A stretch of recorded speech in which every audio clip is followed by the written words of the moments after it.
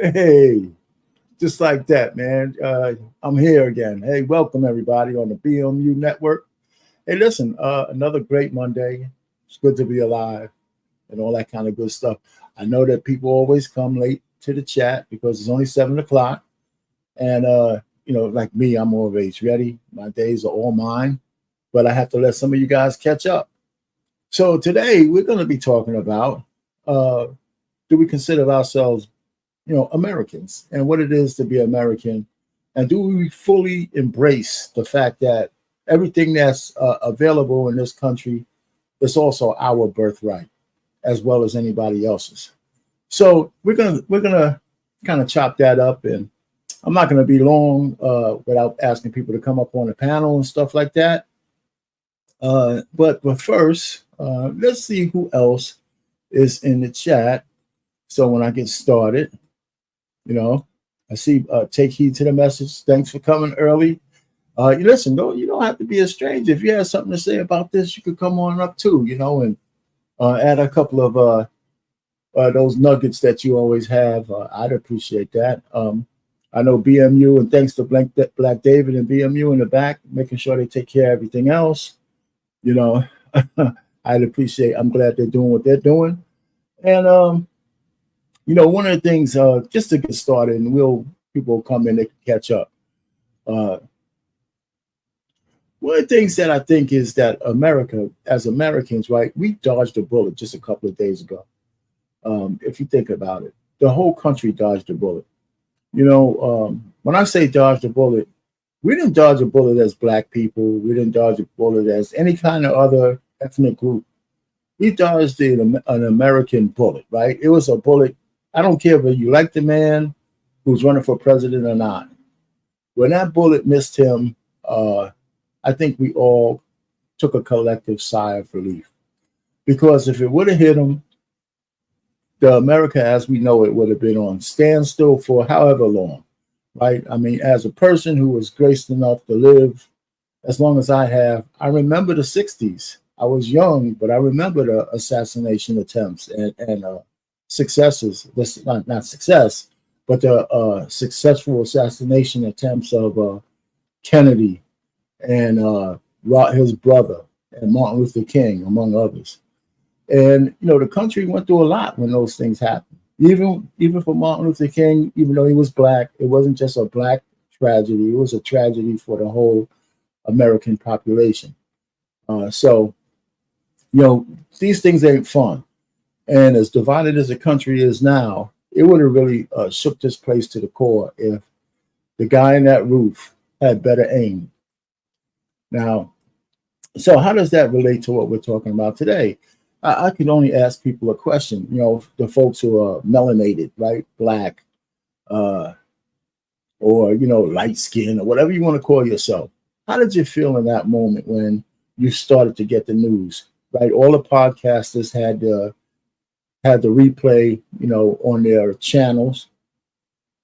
And none of us were really talking as, I don't think so. I don't think we were really talking as Black Americans, Latino Americans, Chinese Americans. I think we were all talking about the situation from the standpoint of just being American citizens. And I don't think we talk about that enough on how that impacts us and our position in this country, because we spend an awful lot of time defining ourselves by our skin color. Hey, Hunting Wisdom, how you doing?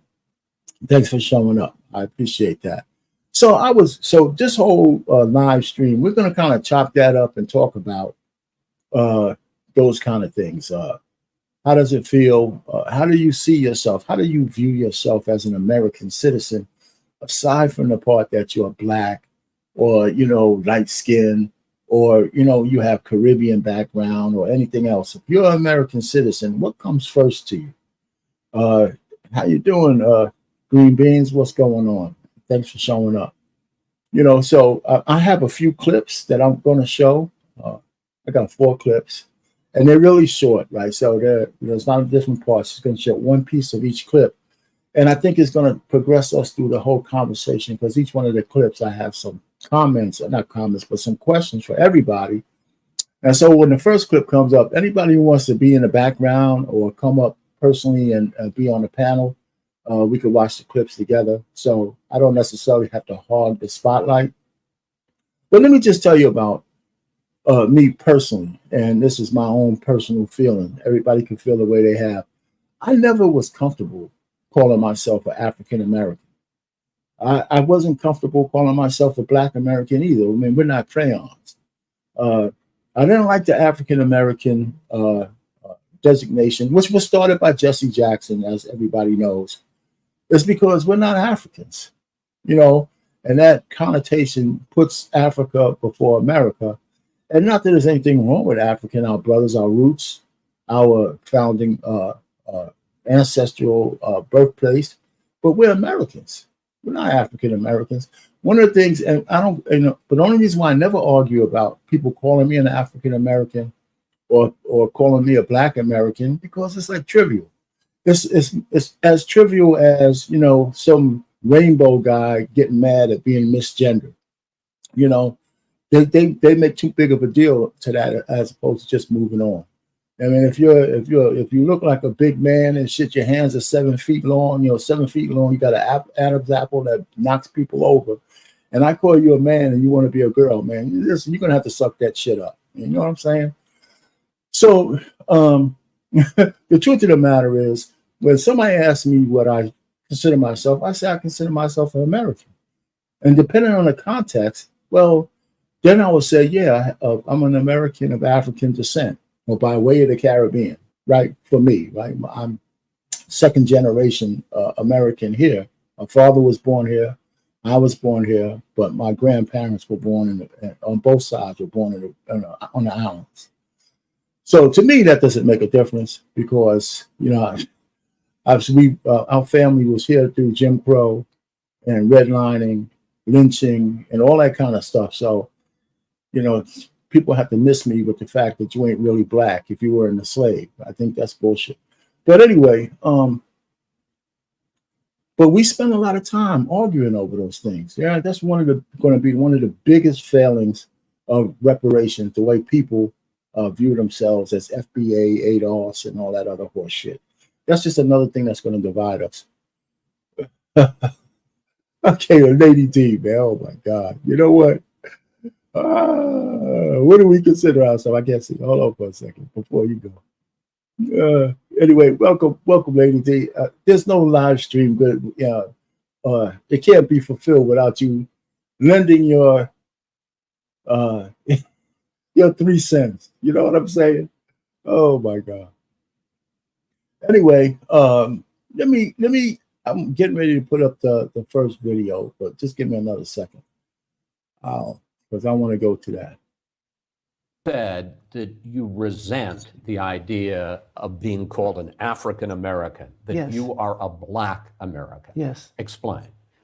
I think that when they call Black people who were born and raised for generations in this country, if you accept the handle of African American, that says that you don't accept being an American American.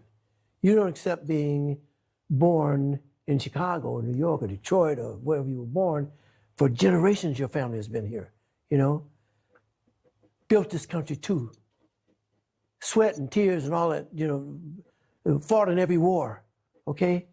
So this is my country here. So I don't want to be called African American. I'm an American American. My people have died and done everything for this country. All right. So listen, my first question is, what do you think about that? I agree with Smokey. Well, even before I saw that clip, I agree with him.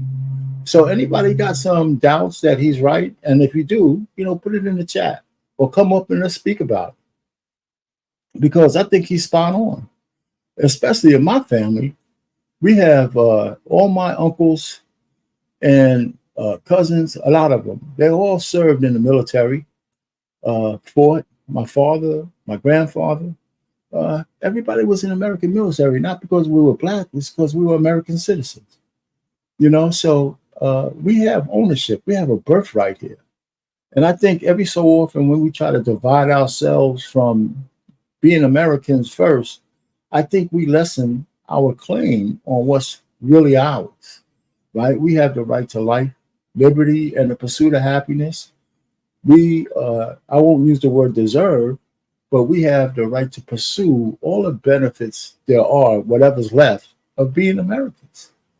And I think we spend too much time running away from that as opposed to running towards that. I think that's a mistake, me personally.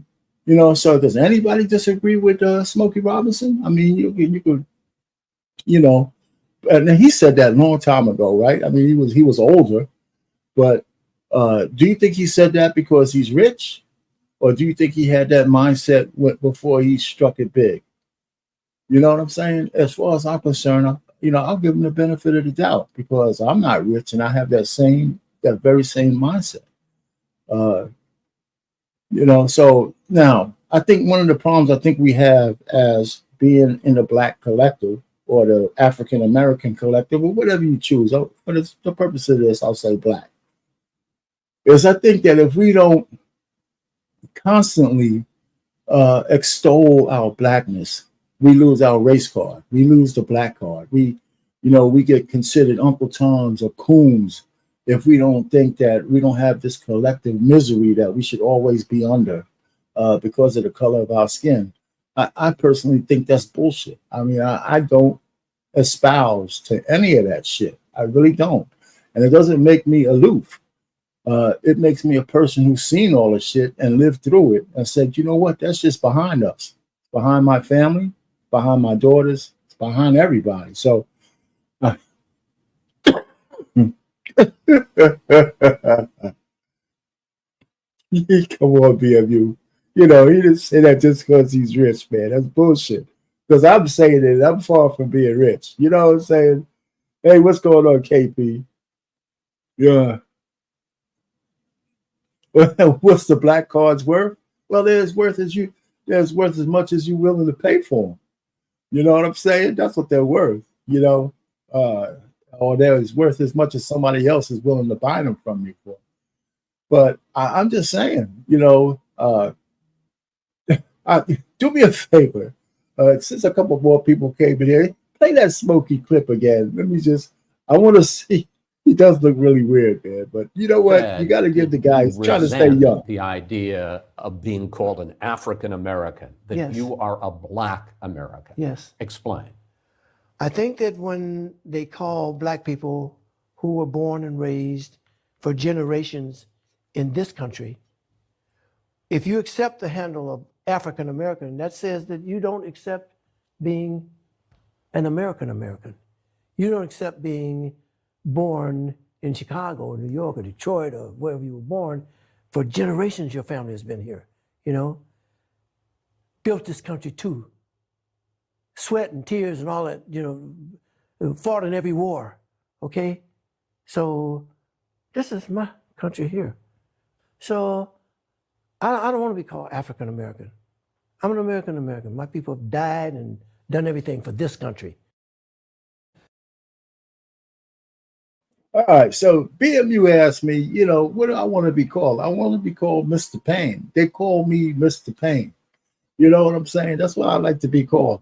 If somebody says, what are you? Which they have to be crazy to ask me that question. I'm an American. I don't lead by saying I'm a Black American. I'm an American. If you want to know where my family is from, I would tell you that our ancestry flows through the Caribbean back to Africa. That's what I would say, but that's just too long to say in regular conversation. So if they say, "Oh, you're African American," yeah, I'll say that, but I don't like it. Stop yes, sir. Stop the shit. No, I'm telling you. You asked me a question. No. I actually asked a question, but okay. So this, if you're a descendant of something, goddamn, that's just what. Why are people so goddamn playing with these words? Listen, Smokey Robinson been rich all his fucking life. He don't know what he is, right? And then so people, if somebody call you African American, that's what the fuck you is. You're African American. I mean, you're a descendant of Africans. Right? So basically, if you're here in America, why would you want my question to Smokey would be, why would you want to be a part of a country that owe you money? No, he just said it. He said, my family built this country. And what do you have to show for it, Smokey? Nothing. You have nothing. Well, that's not true though. Black man unfiltered. That's not true. What do you got to show for it, Armand? He has his voice. He has his music career. He has his wealth. That's what he has to show for it. He is moving forward. You know, he took it. Wait a minute now. You asked a question. You got to hear the answer. I'm gonna let you get out. But in the '60s and all that racial discrimination they went through, Smokey know what's up. Smokey know what's up. But black man unfiltered. You know what? Listen, that doesn't mean he doesn't know what's up. That doesn't mean that he doesn't remember. Just because he doesn't dwell on that. Let me. Can I say this? Let me say this to you, right? And this is what I understand why it has to be all or nothing with you guys, man. I look at what you're trying to do here with this network, right? You're just maybe a couple of viral moments away from somebody blowing this up into a real network with all of this different programming. That's what you did. That's what you did after all the oppression. After you got what, 6 children, a beautiful wife. All those kids are going to be productive citizens. What the fuck does slavery have to do with that? You know, I'm saying that you pulled whatever. Wait a minute. Wait. You let me just finish this, and I'll shut up. Okay. So what I'm saying is, just you personally, all this shit that you pulled your life out of the mud to create a legacy for the future. Okay, so you didn't get a check from the white man. Like I said, they can't repay us. They can't. And they don't want to, but they also can never be able to pay us enough. Never. No, wait, go ahead. Tell me what you're going to say. Now, what you just said, right? Now, I'm going to say this. I'm going to let you cook. Okay. Now, you just said, oh, my children are married. I got this YouTube. I'm 2 viral moments away from this network blowing up. I appreciate you saying that. Speak it now. But let me say this. At any moment, Arpain, while me you talking right now, that white man can say, pull the plug on black man. I'm done. I'm done. Yeah, but that's not because we're black, man. Those bastards can do that to anybody. They just try to take one of their own out. You know, I mean, so we also. I don't think that motherfucker was Republican, but that's a whole nother show for a whole. No, that's a whole nother show. But the point really is that I'm not saying that we should abandon our roots.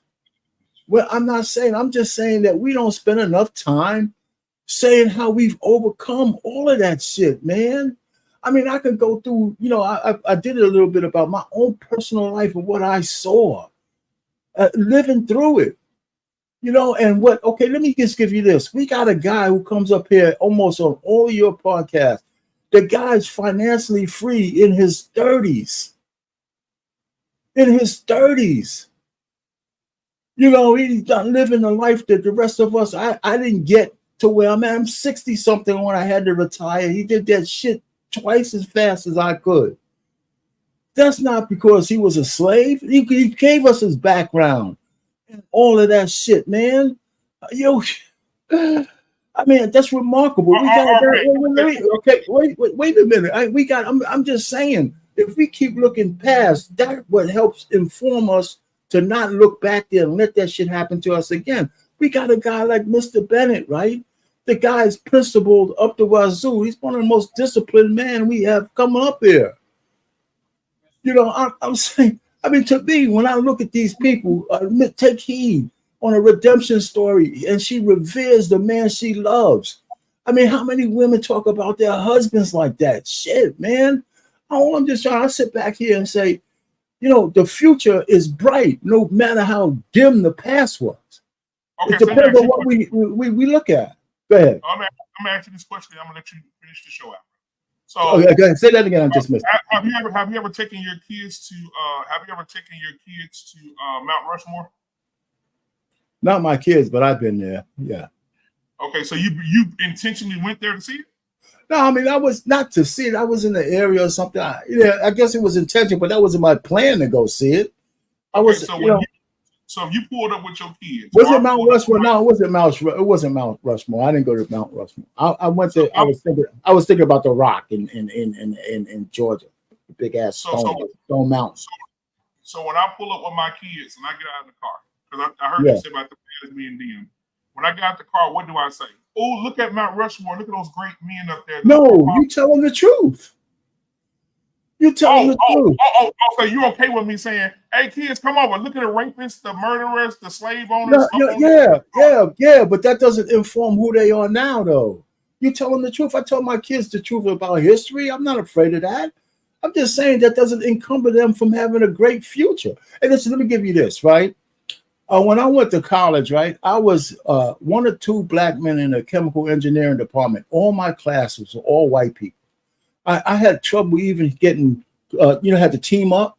I finally got some teams to help me get through it with the other white folks because they weren't used to being around blacks in the 70s, just like I wasn't used to being around whites. When I went to work for the Department of Defense, I mean, it's countless meetings where I was the only black one in the room. I was the spook who sat by the door, right? And guess what? I found out. Let me just say this, Liam. Let me just say this. Guess what I found out? Spook by the door. I said that's a good book. Yeah, yes, it was a good movie. Yes, it was. That's why I said it. That's a reference to that. So the point what I'm saying is that the one thing I knew that when I was in those meetings with all those white people, there were no nigger jokes. There were no nigger jokes. Yeah, I told this guy, he was older than me at the time. He said his whole career, he says, he don't know what difference he made. I said, when you was in those teachers meetings and you were the only black guy there, that was the one time they couldn't say no nigger jokes. That's what you did. That's what you did. Even if it was just that, they had to curb themselves. So I'm saying, man, I think some of that is our power. Let me also just say this to you, BMU, that most of us as black people, we are far more comfortable in a room full of whites than a white person would ever be in a room full of blacks. I will agree with you 1,000%.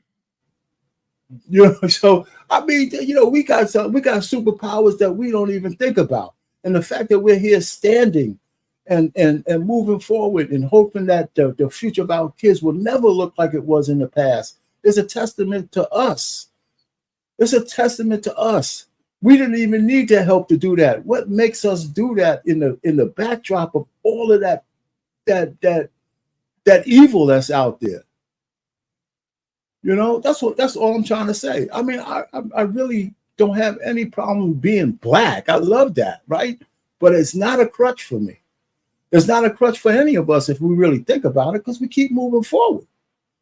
I mean, you and I both know black people who have arrested development thinking they're waiting for some savior to come and get them, right? Instead of getting out and pulling that shit out of the mud, they're worrying about shit that they have no control over. So I'm thinking that when America was great, and it used to be, I'll talk about when it was slavery, but when it had some melting pot qualities that when everybody came here, you could be an American no matter where you came from. That shit had meaning, and then the guys at the top fucked it up, and they keep fucking it up, and they almost blew it to the max if that bullet would have been a little bit closer to the left. But you know what, R-Pain, what gets me though, and I'm gonna land my plane here. Okay, yeah. Jay-Z made a song called "The Story of OJ." Have you ever heard it? I probably did, but I wasn't. Go ahead. What was he? He made the song referencing Michael Jackson and Prince. Okay. And Prince was in the forward motions of getting the rights to all his music, and he was going to sell it to Beyonce and Jay-Z. Right before he passed away, he was going to rip it out of the hands of the record label and give it to Beyonce and Jay-Z, right? But okay. he ended up dying. We just found out a couple of days ago. I don't know if you heard on the show the other day. Me and Trey were talking about it. We played the video from MSNBC. Michael Jackson saw that Marvel was struggling before Blade. Michael Jackson put in an offer to buy Marvel and gave them ideas for 20 of the movies that they could produce after Michael's death. And right before Michael closed the deal on Marvel, he's died because the doctor gave him too many drugs, right? And so Jay-Z made a song. And in the song, the lyrics say this. It says, like nigga, dark nigga, faux nigga, real nigga, rich nigga, po nigga, house nigga, field nigga. In their eyes, you still a nigga. Jay-Z said even as a billionaire, he sometimes have hard times getting in rooms with people where he's trying to make deals and make money. To this day. Yeah, okay, but all right. So, but all right. Okay, so what? He's still a billionaire. I mean, the fact is, nobody says that the road ahead is going to be. I mean, some people are going to always be racist, right? I mean, there's always going to be those exclusive clubs that we never want to get into. Matter of fact, I don't think I would ever want to be in those goddamn clubs, right? I'm just telling you that has nothing to do with the rank and file black person moving forward. I mean, you're going to have, most of us have never even seen real racism, other than what people told us about. I mean, how many, this is what I'm saying. I mean, you don't get a job. Let's just say you don't get a job, right? Is that because you were black? And then if you did get a job, was that because you were a DEI hire? I mean, come on. I mean, it's all bullshit. Well, before I get out of here, I'm gonna let you go ahead and cook and finish up the show, man. Good conversation, guys. Come on up, like I just did, man. Have a conversation with R. Payne. He's having a great show. Yeah, come on up. Hey, thanks, Wife School Podcast. I see you over there. Feel free to come up. 18, lady, anybody. So we could play the second clip, because the second clip is a lady talking about how we come in all kinds of colors from all kinds of backgrounds, and to put us in boxes is one of those mistakes we make. Are the same or have the same racial backgrounds. And that is a lot for people to digest, because they have been taught that, all so-called Black Americans come from Africa by the way of the transatlantic slave trade. And that's all they can think about. That's all what they have been taught. But a lot of people, including so-called Black Americans, have not been taught the truth when it comes to history, when it comes to colonial America, Mexico, et cetera, meaning that a lot of people don't know that enslaved Asians were being reclassified as Indians or Indios. A lot of people don't know that East Indians, modern day East Indians, were being shipped over here to colonial America and being enslaved, and also being labeled as Negro and colored as well. And then you also learn about American Indians also being reclassified as Black, colored, or Negro based on their skin tone or being associated with slavery and so on and so forth. So there's a lot of things that come with history that a lot of people don't know about. And a lot of so-called Black people are learning that their roots are actually diverse and not singular. And I also heard her say that this land wasn't called America and that America is not even there-ish. Now, back up, hold on, wait a minute. Because we hear so many Pan-Africanists, pro-Blacks say this phrase, but they don't dig deeper and they don't push deeper into what they are saying. Say the whole thing. America does not belong to pale people, but you still want brown people from all different racial backgrounds to claim Africa and not to claim America. Why? If Europeans, pale Europeans, are not the sole owners of America, then why are you pushing colonizer narratives on brown indigenous people? That is what pro-Black people need to start getting through their thick skull. Because how is it one minute it's all Black people populated the earth, Africans are the first here, there, and everywhere. But when a melanated person that they deem as Black say that they are indigenous to America, all hell breaks loose. What do you mean you're not African? Everybody comes from Africa, blah, blah, blah. Okay, but you just said Africans conquered the whole world. So which one is it? And see, a lot of people are not believing in the stuff that they are reading. They want to push the out of Africa theory, but at the same time, they don't fully believe in the out of Africa theory. Pro-Blacks and Africanized people, right? Africanized mind people, they always want to push the out of Africa theory and everything else. But until people mention like, hey, you do realize that they are saying that brown people or so-called Black people come from apes. Do you believe that we come from apes? Some will say yes, others will say no. But if that's the case, then why are you pushing this theory onto other people if you do not believe that so-called black people come from apes. So you need to either go all or nothing. You either believe in what you say or you don't. Okay, which one is it? Did Africans colonize the whole world, or did white people really colonize the whole world? Because when you talk about being indigenous, people think being indigenous is being closer to white, and that's farther from the truth. So when we talk about where Black Americans are from, it depends on the individual ancestral truth. We can no longer say, oh, well, this stranger off the streets, even though I don't know them from a can of paint, I'm gonna call them brother, I'm gonna call them sister, I'm gonna say we from the same tribe, when this person origins may not even have been from Africa or America. Keep going to the 7-minute mark, just a little bit longer.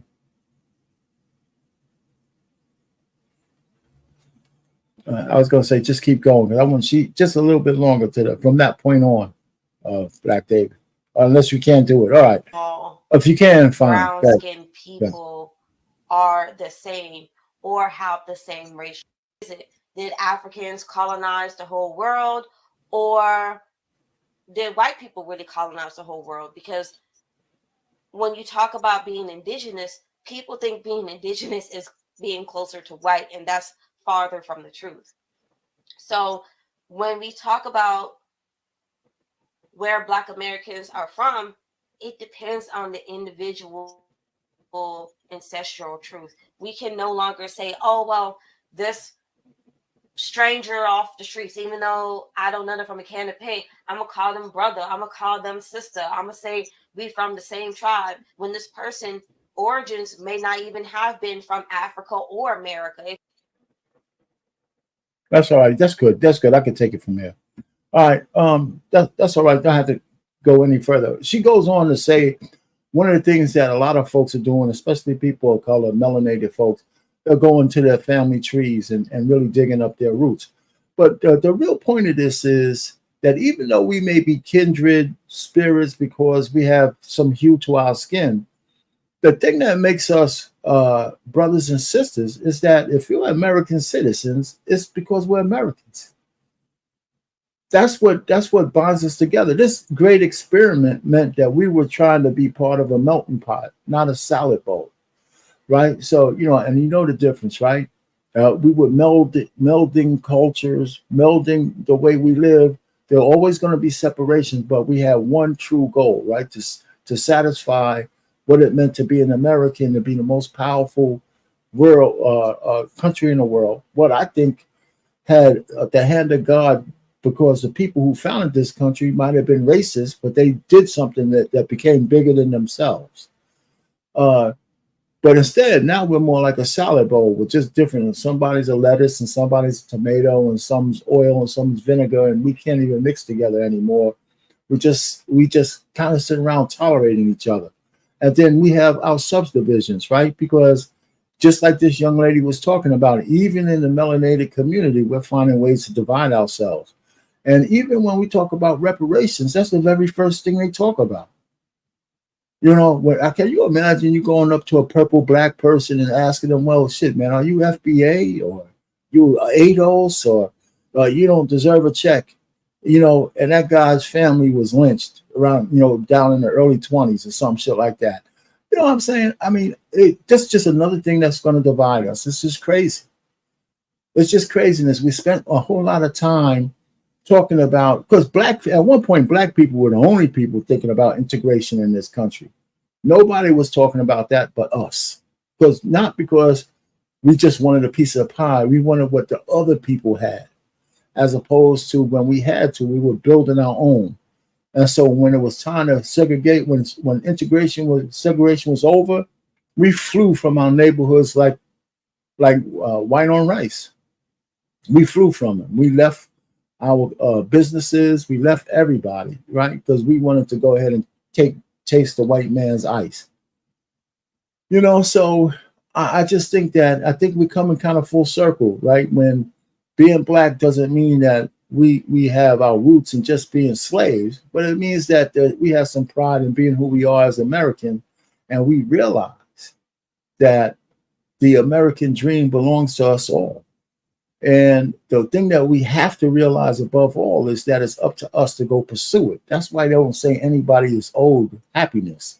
It's that we have to pursue it. One door closes, you open another one, right? One opportunity you can't get, well, you make a different opportunity. But you never sit down and say, let me store in my shit because I can't move forward. Not when you have a breath, to another breath to take. That's how I feel about it, you know? Maybe it's wrong. It's not that exclusion of others. When I can, I'll put my hand out to help my brother out. When I was working, I hired a lot of Black folks. I definitely not just hired them. I made sure a lot of them who were worthy got promoted because I was on all those panels, hiring panels, and they wanted me on those panels because they had a quote unquote they had to have a token Black on those panels. But I didn't look at myself as a token. I made sure that the white people on the panels treated the Black folks fairly. That's what I did, you know. And I got into a lot of arguments about that shit too, and I didn't care. You know, so I just don't know. We can only do what we can do. Hey, boss man, how you doing, man? I'm surprised you didn't come in the back chat. I mean, from the God microphone at the top, man. I know you might have something to say. Come on up and say. When I say most of us haven't seen racism, I'm saying, have you seen it directly? Has a white man looked you in the eye and said, you know what, you can't have this job, you can't move in this apartment building, you can't buy this car, you know, that kind of stuff. I mean, we know racism is around us, but give me, you know, if we don't have to go down that pipe because some of us have, but you know, I'm just saying, then if you've seen it racism, how did it stop you from getting what you want? All right, so I see you back there. You got some. Go ahead, boss man. What you got to say? Well, thanks for bringing me in. Appreciate it.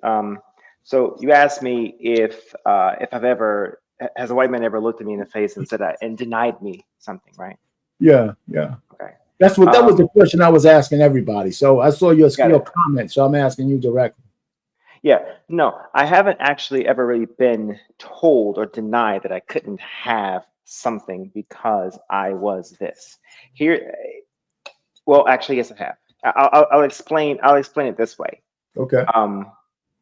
Although I was told that at one point, it wasn't ever told to me in a vocational sense. I'll answer it in a positive, and I'll tell you what happened to me. Okay. I never let it deter me from getting what I want. I was aware of systemic issues, potential systemic issues. I was aware of, you know, potentially how someone could look at me. But I never let that deter me. I was aware of it being in the back of the brain, but I never said, you know what, because of, you know, this being in existence, I'm not going to try. I never was that kind of person.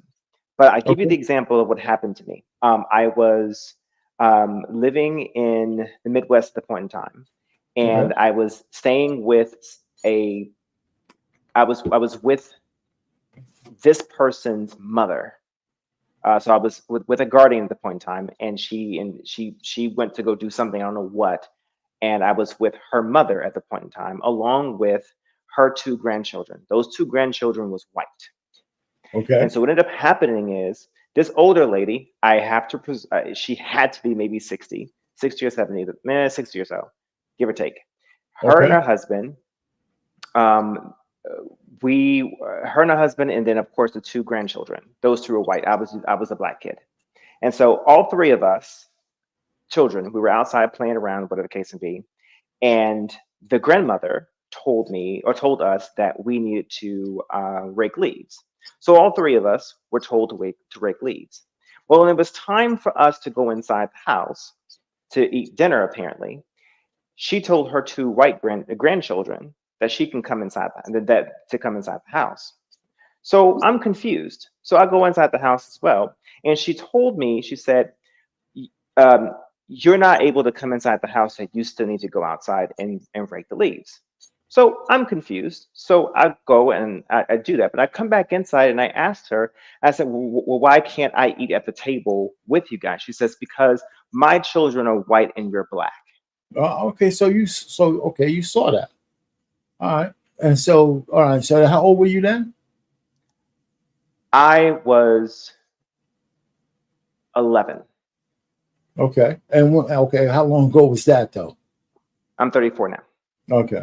I said that was fairly recent too. I mean, you know what? So let me ask you. So how did that shape your life, or did it at all? And does that? And here's a question to get back to this too. The second part of that: how does that shape your life, or does it make you feel less of an American?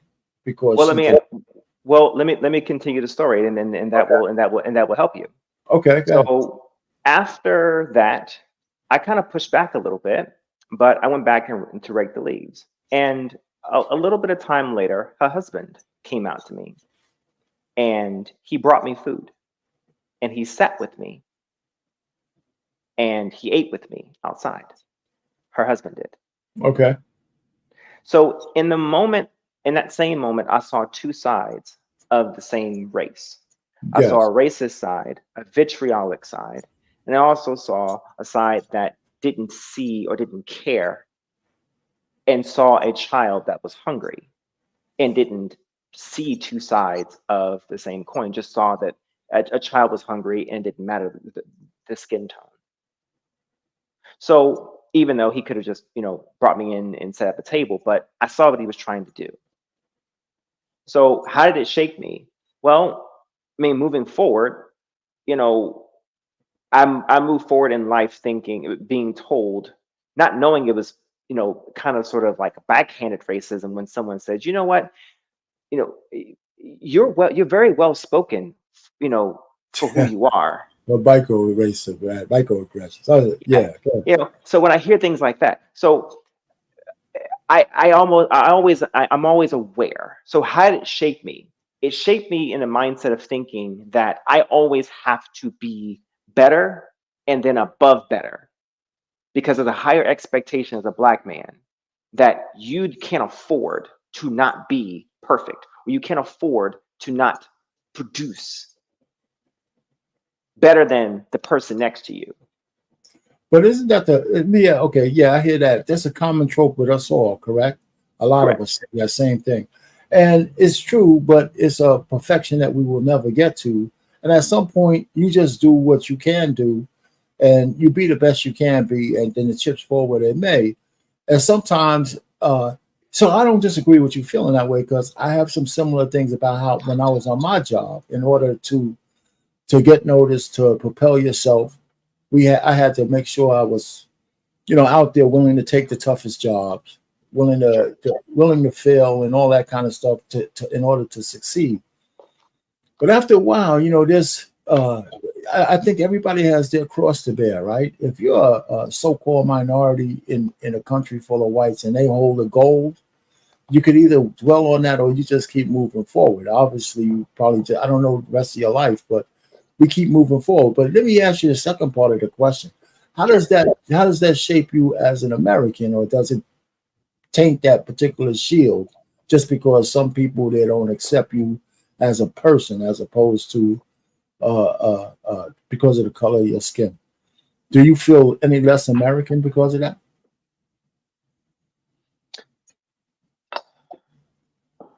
Well, a simple answer to your question is no, I don't feel less American. Here's You the reason said why. no, you don't? Okay, say that again. The simple answer to your question is no, I don't feel less of American. Okay. Here's the reason why. I am no less of American than they are. The reason being is because what makes me American is the fact that I have a Social Security card in the same documentation they have. That's one thing, that's for sure. Right.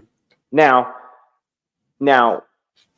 if they are wanting to say to me that they are aligning to more patriotic values because of some sort of false alignment to a Christian nationalism, then by all means. But that is secondary to the piece of paper and documentation that aligns to the Constitution, Bill of Rights, and so on and so forth. That is secondary.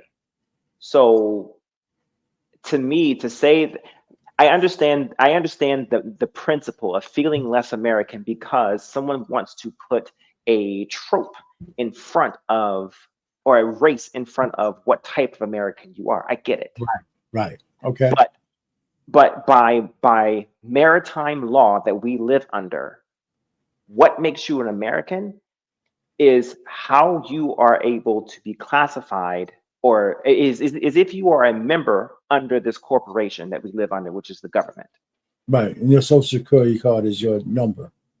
Bingo. I'm a member, goddammit. So there it is.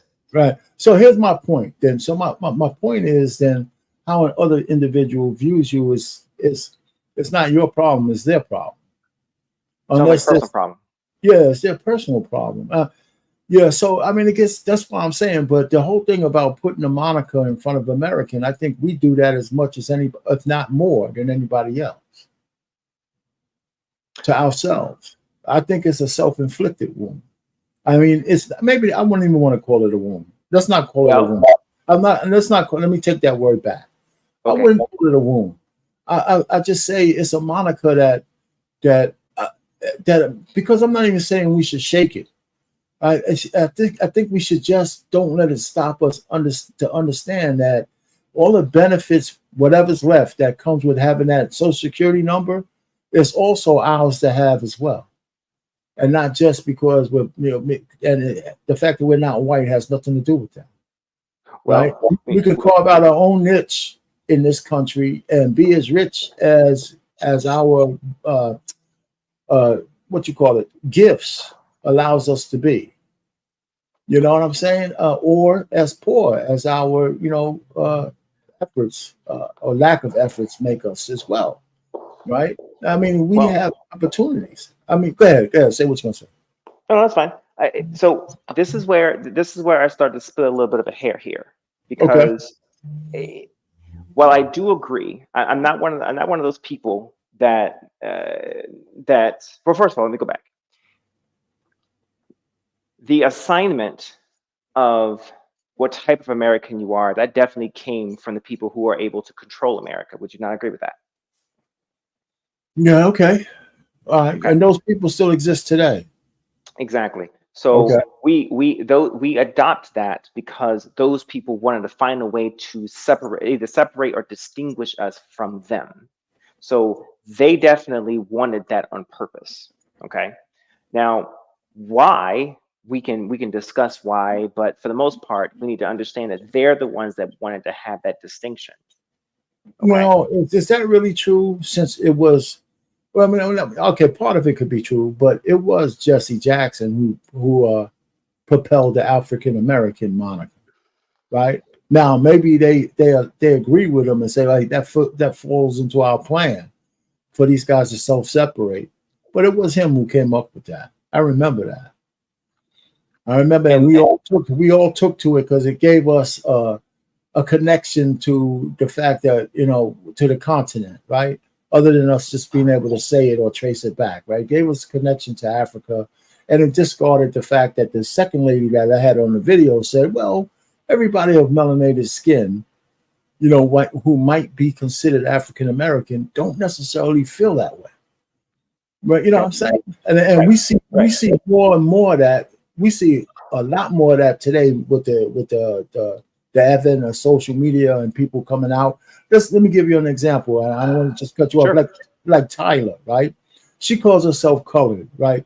In America, we look at that as a negative, but in South Africa, that means that she's better than black people, right? And that's why she gets so much flack for it, because, and to her, it was just natural, because being colored puts you on a tier higher than just being called black, right? So she has trouble with that, and she tries to shake that everywhere she can, and that's her right, right? So if you are you familiar with an American singer named Halsey? I am not. Right, she's her father's black, but her mother's white, and she could pass for white, right? She could she could absolutely pass for white. You couldn't tell that she had any black in her unless she told you. And the reason why I know is I read an article that she wrote. she's a let's say maybe a B plus singer. Right? I haven't heard from her in a little while. She said the reason why people know that her boyfriends, which are mostly exclusively white, know that she's not completely white, is because her nipples are brown, right? But other than that, she could pass for white. So she's one of those people who would never consider herself an African American because she's living a white life, and that's her right. Are you familiar with Sage Steele from ESPN? Well, she used to work for ESPN. She's brown. She's not really a light-skinned black person, but her mother I think is white. Her father is black. But the last thing she associates herself with is being an African American or black. She wants to be able to celebrate her white side as much as anybody else. Matter of fact, one of her biggest criticism of Barack Obama is that he never acknowledged his white side hardly, right? So that's the kind of people we have today. So what I'm saying is that the one common denominator for all of us is that we're Americans. You know what I'm saying? So, and then we have so many more people who have all different hues who have a lot of trouble calling themselves black or African American. It's all if they got 1 ounce of Cherokee Indian in them. I'm a Cherokee. I'm a this, I'm a that, you know. And it's because they don't want to associate themselves in this little pigeonhole, right? That doesn't mean they're not good people. That don't mean you can't collaborate with them. That don't mean they don't want to be a kindred a person because they have melanin. They just don't want to be classified or in any other way. If you're going to put an ethnicity in front of it as anything other than what they choose, as opposed to what somebody gives them. And so I'm looking at the common denominator out of all of that is if I just say, hey, listen, I look at you as a brother American, I would imagine each one of them who are citizens would shake their heads and say, oh, yeah, I can live with that. And I don't think we do that enough. That's all I'm saying.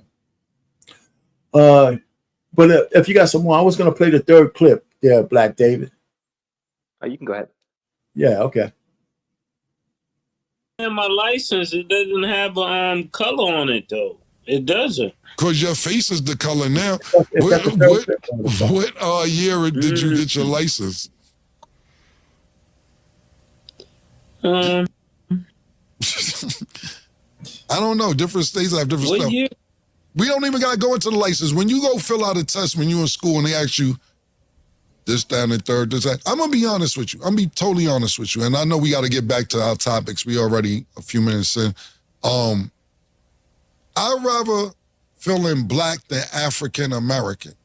Because Africans don't even fuck with us. Wow. Because they don't. And Americans do? Well, you're American, Mace. You're born in America. When you go to the Olympics, and when I say African American, you go over there, they call us Yankees and all that. They fuck with us, but we're not from the motherland. We're from America. So I'd rather say I'm a black American. When we go to the Olympics as a country, and somebody black is fighting from the United States, you don't say African American. You say American. You don't even put a color on it. It's an American fighter fighting a European fighter, or China or Japanese or anything. You're known in the Olympics as an American. It doesn't matter what color you are. You're an American fighting against somebody from Cameroon or Senegal, whatever. The point being is they don't categorize it when it's world competition, but when it's other shit, it needs to be categorized. So I consider myself a black American. I don't consider myself African American. And shout out to all my niggas in Africa. Much love. But y'all don't consider us real Africans. Y'all don't. What y'all think about that? You know, the thing about black people in America, we might be the only country that actually kind of goes by the label black and white. But one thing that we do have to accept, black folks in America, is that we are American. We helped build America. Not even help. We are responsible for building America. A lot of the inventions, the real American inventions, come from black folks. And for what it's worth, a lot of us may not even have any African for real in our blood. You know, I feel that right, Toya? I feel that some of the Native Americans are black.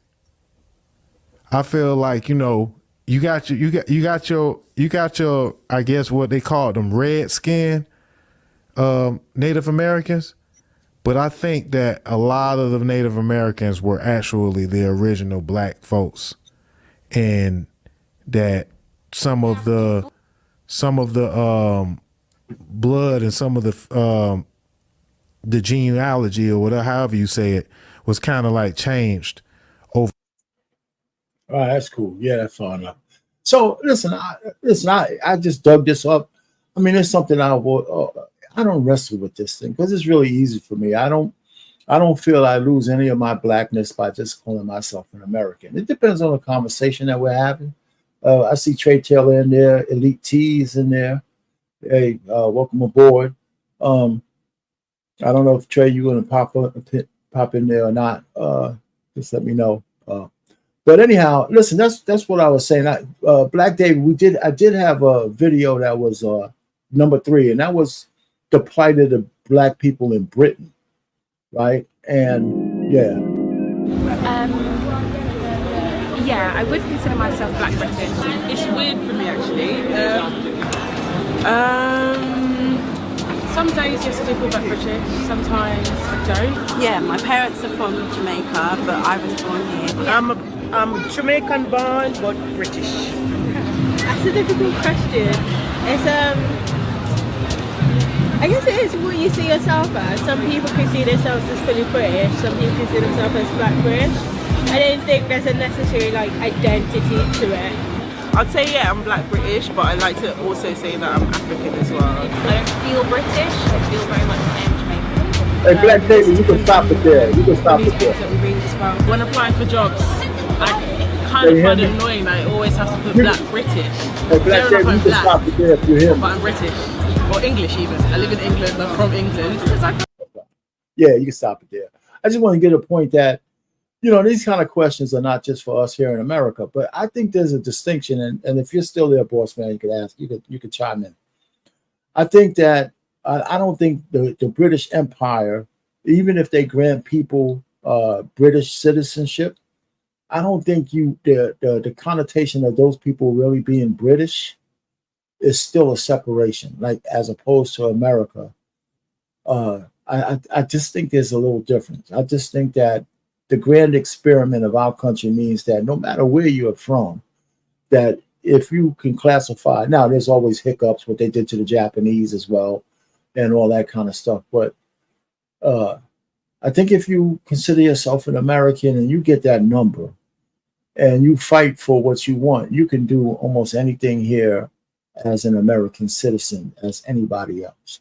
And the fact is, one of the things that we don't understand is that we're always under class warfare here as well. I think what they don't show on TV is how many white people, so-called white people, squander their so-called privilege, if you believe in that kind of stuff. These guys are watching TV 24 hours a day, man. They're not really, you know, at one point in New York State, at one point, the black people in a community in Upper Long Island per capita were making more money than the white folks. You know, so I don't know how long that lasted, but it was a statistic like that somewhere. So it's not just black against white or anything else. It's really a class system. And the battle is to move from one class into the next.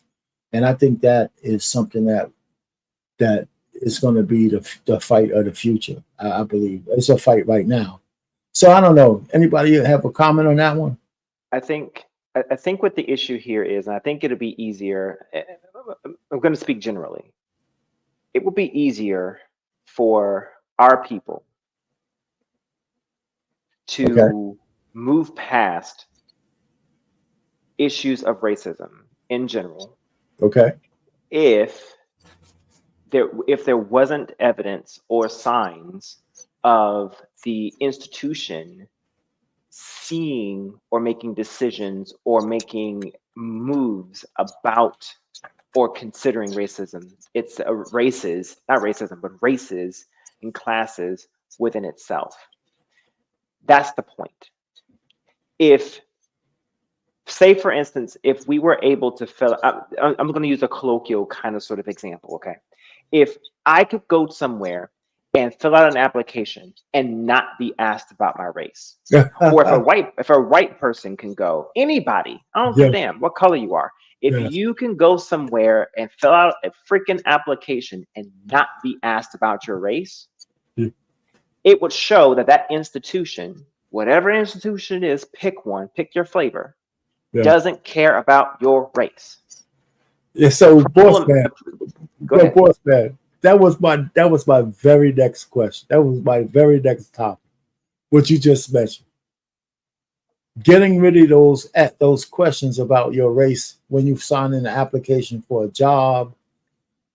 Even if I'm thinking, even for the census, if it doesn't make a difference, why do we need that discriminator at all? And that's the thing, is that one, race does make somewhat of a difference as far as culturally speaking, because whether we understand it or not, white people do have a culture to some degree. Okay, black people have a culture to some degree, and it differs. You know, they may hear a sound and they may jump up, and that same sound that we may hear, it may cause us to jump down. It's because of our culture. Okay, we may understand certain things differently than what they may understand it. Okay, it's because of our inherent culture. Okay, we have to understand that, and that translates and permeates into how we perceive and go about things, even vocationally, even academically. So that's understood. But the problem here is that the world, in our government institution, it cares about race, and because it cares about it, jobs care about it. We therefore have to understand that they do. Therefore, we have to move in a way that it does. Until they stop caring about it and making decisions about it, we kind of have to understand and move in a way that says everybody else cares about it, so I must care about it. Does that make sense? No, it does. I mean, the notion, though, right, is if you ask one of these so-called power brokers or the people on the job, they will give you some cock and bull story on why they want those statistics, right? They will say, you know, we just want to, for whatever reason, the last reason they will say is that we want to make sure we only have a certain amount of your kind in this job. They would never say that, right? Even though whoever the power brokers are, they're looking at those numbers and say, this is the kind of mix I could live with, right? That's one of the issues we have with the immigration problem, right? This unfettered immigration we got right now is whatever the culture of the United States was, having all these people pour in from South America, that'll change, right? That'll change the culture of the United States depending on the number, if you get to a certain critical mass. So, and that's what some people are worried about. The white people are worrying about the browning of America. Some people are worried about the cultural mores or the crime or the religious mores of America being changed based on these people, the kind of things that they would tolerate that we would never tolerate, or vice versa, right? So, I mean, so you're right. I don't disagree with what you're saying. So, I mean, did somebody else just come in? I don't know who just got on. Is that you, Trey? Yep, I'm there. Yeah, just give me a second. All I'm just saying is, I think and Black Dave, when you get a chance, you could take down that video. We're not going to show it anymore. You can take down that video. Okay, cool. All right, so listen, so I was just going to ramble on, but I would like to see us get rid of what would happen if we got rid of those questions about what color are you for a job, for just mundane things. Now, some of those applications are actually saying, if you don't want to put nothing, if you don't want to be designated, they put those things on there too. So if they're going to do that, they can take the next step and do away with it altogether. But go ahead, Trey, what you got on this?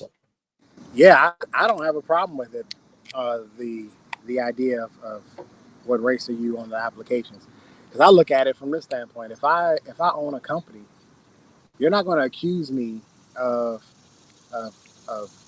certain hiring practices. I'm going to make sure that my numbers are right. So you're not going to accuse my company of saying, well, you only hire this many black people, or you only hire this many white people, or you only do this, you only do that. Nope. I need to know exactly what you are and what do you consider yourself, because I need to get my numbers right. Because I'm not going to have some fucking pro-black, protest outside of my building talking about, oh, this company is racist. Nope, I wouldn't have that. It doesn't bother me one bit. Doesn't bother me one bit. When I was joining the police department, they sure did ask me. They asked me, you black? And where are you from? They want to know where you from too. Where are you from? Are you from the city? I'm sure I was a statistic. I was a number. Yeah, I know. It doesn't bother me. We all are a statistic. Everybody's a statistic to some point, to some degree. Yes, I hear you. I mean, I fill out those things too. I don't have no problem putting black down there. I did started to think about it though when I don't even want to mention the thing when we had to sign up to get the whatever. I don't even want to go there because once we talk about that, everything changes. But the whole C-19 thing, they wanted to know whether you were black or not on that thing in New Jersey, and I was wondering why the hell do they need to know that? So I don't know. So that's just a whole nother story. So I don't want to go down that path. So, but I hear you. I mean, it's not going to go away. Definitely not going to go away in terms of those kind of statistics. It's just a matter of what they use them for. Like, I mean, we just got wind of the Secret Service. The woman who's in charge her main goal was to make the Secret Service 30% women. Not to make them as great as they possibly can, but it's to make them 30% women, which was crazy when I heard that. But maybe that'll change if Trump ever wins. It don't matter. She finna get fired anyway. So you think she's gonna go? I don't want to change the subject. She's done. She's done. I don't know, man. Remember that she's part of the machine, man. The machine put her in there for a purpose. Nah. Yeah. But anyway, so Trey, let me ask you a question. As far as the moniker, just being referred to as an American, do you have any issues with that? No, because it's what I am. Yeah, I mean that's what I'm saying. But I mean, a lot of people say unless you say, you don't identify yourself as a color first, you ain't fully down. Do you believe in that? Do some people think that way? I mean, too many people think that way. That I don't refer. What? Say that one more time. People like you gotta say, well, if you identify yourself, you gotta say you're a Black American, you're African American, as opposed to just saying I'm an American. Nah, I'm an American. I'm American. I don't listen. I think everybody's a mixed bag at this point anyway. So nobody is 100% anything anymore anyway. So everybody's a mixed bag, especially in my family. My grandmother's grandfather was a white man. So you know what I'm saying? Like, so it is what it is. You know what I mean? No, I'm an American. You want to say Black American because it makes you feel better, fine. I don't care. But at the end of the day, I'm an American because I was born in the United States of America. And hell, I was in the military for America. And when you go to other countries, they, just like you were saying earlier, Arpain, they do not give a damn whether you Black American or not. They call you American, or they call you whatever slang they got for American. Gringo, Yankee, whatever slang they got for you, that's what they gonna call you. And they don't give a damn whether you Black or not. They could care less. And I'm with Trey on that one. I was in the military as well, and pretty much it was just you're an American. And I saw a picture of my great grandfather, and it was a white man in a rocking chair, and he was surrounded by nothing but chocolate. I would presume were maybe third, fourth generation slave kids, and he was my grandfather. Irish mixed white man. So, and I'm definitely Black mixed with Indian and Mexican. So my father is half Mexican. Okay, speaks fluent Spanish. So, okay, so we don't get hung up on the monikers. I mean, like my wife, her relatives, her family down there in the South. I mean, their last name is based on the name of the slave owner who owned the town. Right. You know what I'm saying? So you know what that means, right? So yeah. Hey, RP, my homeboy, his son, I think his son's like 19 or 20. His son, his hair is as red as your shirt. I'm telling you the honest truth. His hair is as red as your shirt. He got red hair. Yeah, well, you ain't black. You ain't fully. There's no way. I mean, I know we come in all colors and shades, and I know that much. But when you pull that boy's DNA, I guarantee you, there's some Irish something in there somewhere. Irish Spring in there somewhere. There's no doubt about it. But hey, man, did you say Irish Spring? Yeah. Sorry. Shit. Oh, you don't tell me you use the Irish Spring soap, man. I used to. I was guilty at one point. But you know what it is though, R-Pain? A lot of people have never been outside the country to see how other people live. So they think that they have it really bad here in America until you go to other countries and see how they live. And you're like, what's her name? I forgot. The chick that she just left, and I think she was in Greece. And she said it, she tweeted it. She was like, yo, I will never say anything bad about America ever again. I love being an American. Because she got to see other places. When you go to these other countries and see how they live, you're like, yeah, it ain't that damn bad. It really ain't that damn bad. Yeah, we got our problems. We trust me. We just found out a few days ago how bad our problems can be. We got problems in America, trust me. But so do other countries. Wasn't there a soccer game where they bum rushed? They bum rushed the police? They just had a soccer game where they bum rushed. Every country got issues. They all got issues. But when you go to these other countries, and you'll quickly realize you don't really have it that bad, as bad as you think you have it in America. And this idea that you don't want to be patriotic, I find that quite funny, because other countries, even if they don't rock with their country, they still love their country and will defend their country. And they for damn sure ain't gonna let you say nothing bad about their country. They'll say something bad about their country, but you can't say nothing. Yeah, that's another thing about Black Americans. Nobody could really at all ever say, with all the shit that we've been under, we've been very patriotic. Very. I mean, very. I mean, some people will say to a fault. You know, I mean, do you have that? You have to have a 9/11 to be patriotic. No, I'm talking about before that. I mean, just in every war, you know, whether we were free or not, from the Civil War on, Black people fought in all those wars. You know, but you don't have to have you definitely don't have to have a 9/11 to be patriotic. You shouldn't have had to do that. We even fought in the revolution against the French. Exactly. Not French, but that too, actually, but against the Britons. Absolutely. So, you know, so that's why I'm saying that anything that America has become as we become free men, we definitely I don't want to use the word deserve, because you only deserve what you earn, and even with that it could be questioned. But we have a right to, like I said, life, liberty, and the pursuit of happiness. We can, the piece of pie, we have a birthright here. It's as simple as that. I think we should concentrate more on that than a lot of stuff that we do concentrate on, and that's just my position on it. So, you know, I just wanted to throw that out here to say that, you know, the question's still on the table: is do we really consider ourselves Americans, and leave it at that, or do we have to always carry what it seems to me like an albatross of color around our neck in order to be heard? And I don't think that that's necessarily true. I just don't.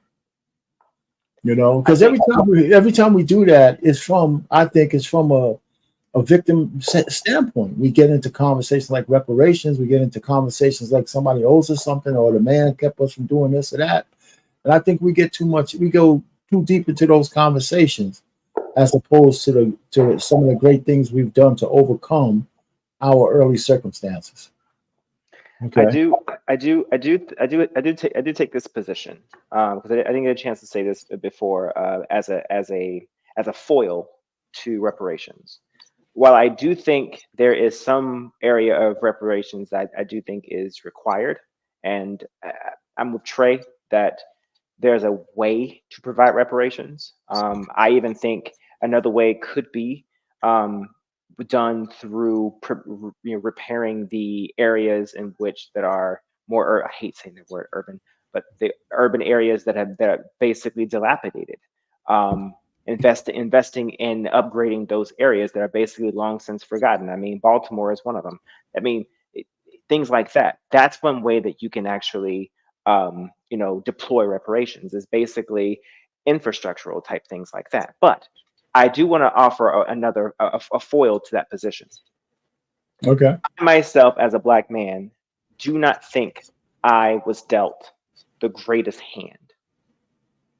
But I'm standing in my home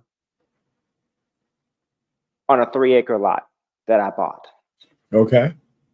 And I say to myself, though I was not dealt the greatest hand, it's still my responsibility to play that hand, almost like spades. You play that hand the best you can. Right. I do not walk around with the moniker of saying that somebody did something to me because of the color of my skin. I do not live that way. Am I aware that there are systemic issues? Yes, and I will not deny that. Do I think that there are institutions that will say that has preferential treatment on race or gender? Yes. If I was 20 something years old and 18 or 19 years old, and my chances of getting a scholarship between myself and a Black woman actually has a higher chances than a Black man. Yes. Yeah. Okay, so yes. there are preferential treatment depending on who you are and where you are and so on and so forth. I get that. But that doesn't mean that the world is against me because of that all the time. I just find another damn route. Right. And I think that's what most of us who consider ourselves, success is I guess a journey, but self-sustaining, let me just put it that way, whatever level that is for you, had to make those decisions, had to find their own way, right? Along the way, if you ran into some white dude that was, I don't want to say benevolent, but didn't want to stand in your way, but you had to get through that person to get to the other side, and the person wanted to be fair, great. But for the most part, you had to do all the work. You had to do most of the work yourself, right? Even though you might have had helpers along the way, but the fact that the energy, the drive to succeed, even in the face of the ups and downs, that's something that's internal to each one of us. You know what I'm saying? You can't really pull somebody into success, not for real. They got to want to come. They got to want to move in that direction. So one of the things I always told people is that even if you want to go, you might not have all the steps in place, but you need to start moving in that direction. And then sometimes the answers come to you as you move. But if you stand still, and try to look at the whole elephant, you really don't. You miss the road, right? You miss the journey. You miss the steps that you need to take. And some people, if they don't have all the answers, they get paralyzed. And I just think that that's a mistake. And then if you get paralyzed by the color of your skin, I think we have too many people in that psychosis. We have so much receipts, especially with social media, right? I hate to use this example, but I will, and because it's an extreme one. How about everybody saw the clip of the 400, 500-pound woman saying that she's fat because of racism. I never heard anything more ridiculous in my life. Now, you can't eat the same food as other people, but you're big because you eat too much, right? It's as simple as that, so that's the same here. But if you have that, how do you get a person beyond that? She was convinced that she was big because of racism, and she didn't even try to put a narrative behind it. I thought it was the most ridiculous thing I ever heard. Now, okay. And that's just one example. Okay. Now, if you want to say that, if you want to zoom out of a region and say, look at a predominantly white region and look at a heavily Black region and say, how many good food options are available in a Black region versus a white region? Okay. Let's just say, if you want to look at it that way, you could argue and say, okay, it seems like in most areas across the United States, it seems like if there is an area where the population is predominantly minority, there are more liquor stores, there are more this, there are more that, and there are less Whole Foods, there are less this, there are less options for them to be able to have the option to eat healthy. Sure. But anecdotally, to say that your ass is fat at a 500-pound grotesque weight, no, we're not going to do that. But even you know what, I can't argue about, there are food deserts in the Black community, but we know how they're being made now because the Black people in those communities are robbing the stores blind, and so they're closing the big box stores. But even with that, in the modern era with technology, there's no excuse for you. You might have to pay more, or you might have to eat less, but you can find some good food if you wanted to. Just don't want to pay that price. You do what you have to do. You know what I'm saying? It's that, it's the excuses that keep us in the positions that we are in, because it's hard, you'd be hard pressed to say that even in the areas that we live in, that we can't find fresh produce. Even if you got to go an extra mile or so to get it, if you have to pay an extra nickel to do it. Now, everybody can't do that, but that doesn't mean you have to buy your kid a 64-ounce big gulp. That does. You don't have to eat Spam every goddamn day, and if you have a hamburger, don't drain the grease out of the goddamn thing. I mean, some of it is cultural, some of it is ignorance. You do what you're taught. Some of it. My point that I'm making there is it's a hodgepodge. Some of it is based off of economics, sure.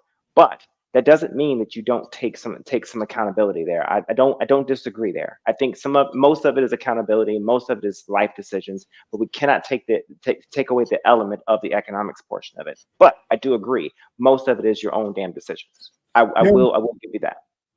Hey, what's going on, Lou? I see you in there. Joshua's there. Hey, listen, I'm like I said, it sounds heartless sometimes when we say these things, and the only reason why I even I say some of these things is because I know I've been through that kind of journey. I've been through that kind of journey. When I lived with my grandmother, when we moved to the Bronx, every so often, she would grab us, and we went all the way down to Harlem to the fish market underneath the train station so she could make a little bargain to buy some fresh fish. And we try to say, listen, we got some fresh food places in the Bronx. But she said, I used to wake up at 6 o'clock in the morning and disappear so she couldn't grab me on a Saturday, my only day off. She'd be looking for some of us young guys to go with her to do all the shopping just to get something fresh. And we didn't have a lot of money, so I can dig it. But she did what she could to feed the family, but she always wanted to have the best stuff for us. Like back then, I was a stick figure back then. Man. I went to school. I was 168 pounds, man. I'd be looking like Reverend Sharpton if I tried to do that shit now. Just a head walking on the stilts. You could put 3 farmers markets in every neighborhood. You could put the healthiest food in there. This shit comes down to choices at the end of the day. They still wouldn't eat that shit. It comes down to choices because there's a McDonald's on every block. And the reason why there's a McDonald's on every block is because every one of the McDonald's is making a whole bunch of money. I used to live on a little strip. Boss man know what it's at, right off of 301 and right in Waldorf, Maryland. And I used to count the number of fast food places as I would drive down 301 before I made my turn to get off 301 to go home. We're talking about 20, 25 different, whether it be McDonald's, Wendy's, Taco Bell, Burger King, Popeyes, Church's Chicken, whatever. You could put as much you could dump that shit at their front door if you wanted to. They're not going to eat it. Being healthy, cooking food, doing that's a lifestyle, right? This is why the woman that you choose and the food that she cooks is so important. Because if she doesn't have that type of lifestyle, that means that everybody who's subject to her cooking, they're in the same situation she is. If she's not going to cook healthy food.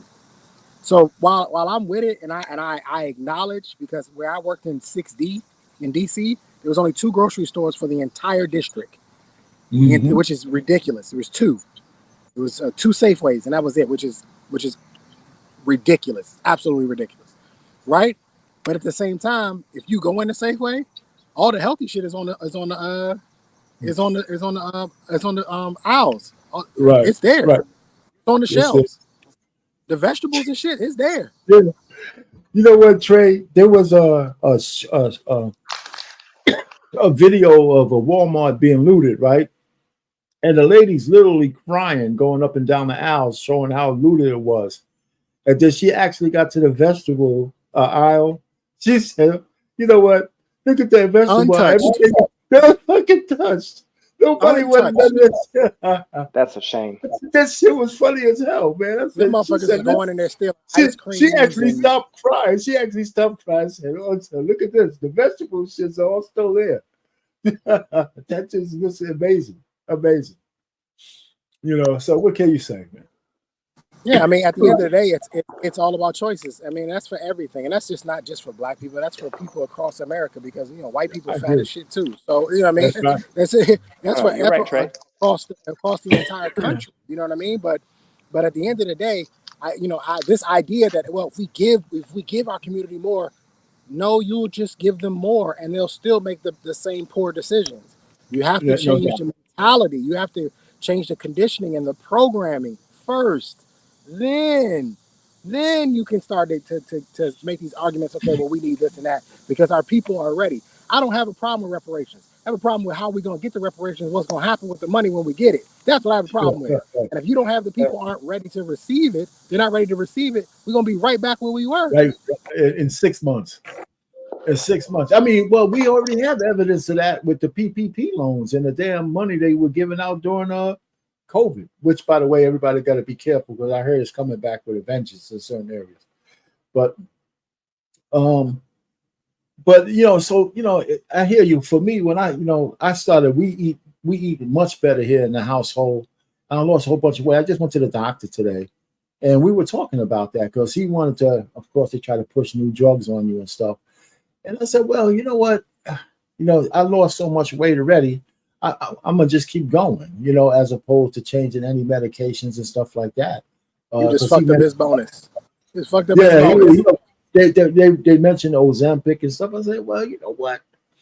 I hear you, but if he's saying that it's a regimen that goes over a year, I said, man, if I gotta take that for a year with all the unknown side effects, I might as well just keep doing what I'm doing. It might take me a year to lose another 40 pounds, but at least I did it healthy.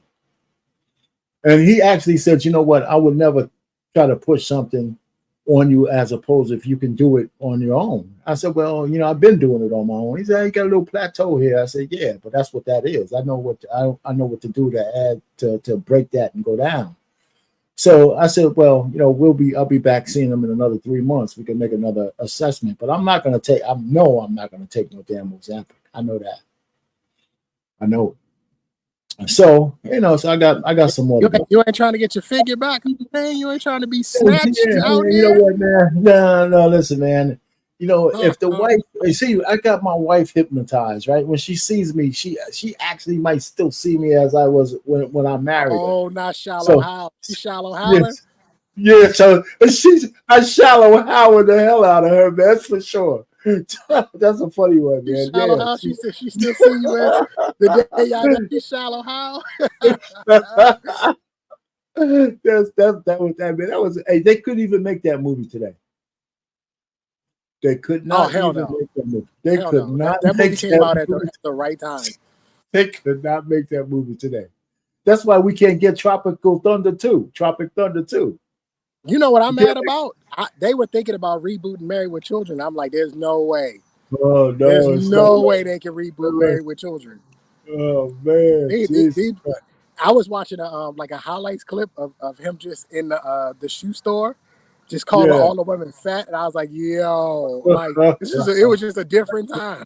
It was a different time. The big fat lady trying to put on a small shoe. Oh, man. She probably put a small shoe. He said, man, you can't put that shoe on your foot. Oh, man. Somebody just say something? Was that you, boss man? Oh, that was me. I was saying that is not going to work. That is not going to fly. It would get canceled. Just the highlights of it get canceled. But that's a damn shame, too, man. There's no sense of humor out there anymore. Any Anybody else want to come up and say something on how they feel as Americans? Take heed. I see you back there. Hunting wisdom. You can come on up and confess your patriotism. Yeah, that's right. You don't have to come up. You can just go ahead and say your piece. Who else is up there? They say that Embrace the Grace is not going to have a show tonight because she lost power in her neighborhood, which sucks. Hopefully she'll get it back. Yeah. Man, I tell you, during Hurricane Sandy, I was out for like 10 days. 10 days, we didn't have no power, man. It was crazy. It was crazy. So, yeah, when the grid goes down, boy, it makes you wonder what they did before electricity, didn't it? Doesn't it? What did they do before electricity? Absolutely. We were lucky that it wasn't too cold, and our hot water still worked for some reason. They still work. So, well, this is the reason why, and this.